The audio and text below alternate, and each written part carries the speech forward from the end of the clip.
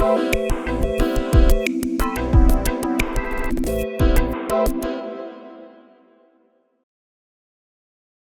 அழுத்தத்தை போக்க எப்படி ஜக்லிங் சிறப்பாக உதவுகிறது என்பதை பார்க்கலாம். நாம் மன அழுத்தத்தில் இருக்கும்போது ஓய்வு எடுத்தால் சரியாகிவிடும் என்று நினைப்போம். ஆனால் பிரச்சனை இருப்பது மனதில். ஜக்லிங் நம் கவனத்தை திசை திருப்புவதற்கும் மாற்றுவதற்கும் உதவுகிறது. மூளை பயிற்சியான ஜக்லிங் தர்க்க ரீதியான இடது மூளையை ஈடுபடுத்துகிறது. விரைவில் படைப்பாற்றல் உள்ள வலது மூளையும் இணைந்து உங்கள் முழு கவனத்தையும் மாற்றுகிறது.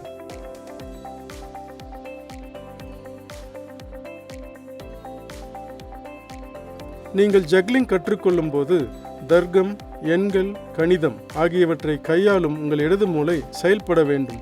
பந்து எங்கிருக்கிறது, எங்கிருந்து வருகிறது, அடுத்து எங்கு செல்ல வேண்டும் என்பதில் கவனம் செலுத்த வேண்டும்.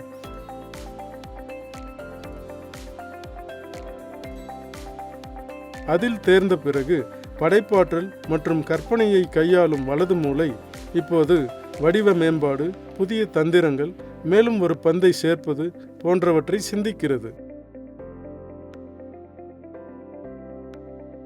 கவனத்தை மாற்றுவதில் ஜக்லிங் சிறந்த தீர்வாக இருப்பதற்கு இன்னொரு காரணம், இடது மூளையின் ஒரு பகுதி உடலின் வலது பக்க மோட்டார் செயல்பாடுகளை கட்டுப்படுத்துகிறது. எனவே பந்துகள் மையக்கோட்டை கடக்கும்போது உங்கள் மூளை துடிக்கிறது. இடது வலது, இடது வலது, இடது, வேறு எதை பற்றியும் கவலைப்பட முடியாதவாறு.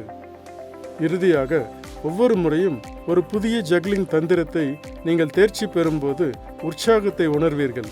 அது ஆசுவாசப்படுத்துவது மட்டுமல்ல, ஊக்கப்படுத்தும் வெகுமதியும் கூட.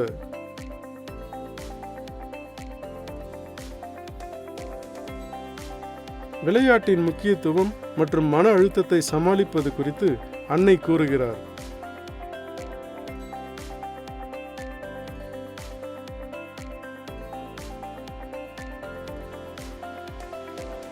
ஜக்லிங்கின் நன்மைகள் குறித்த அத்தியாயம் இத்துடன் நிறைவடைகிறது.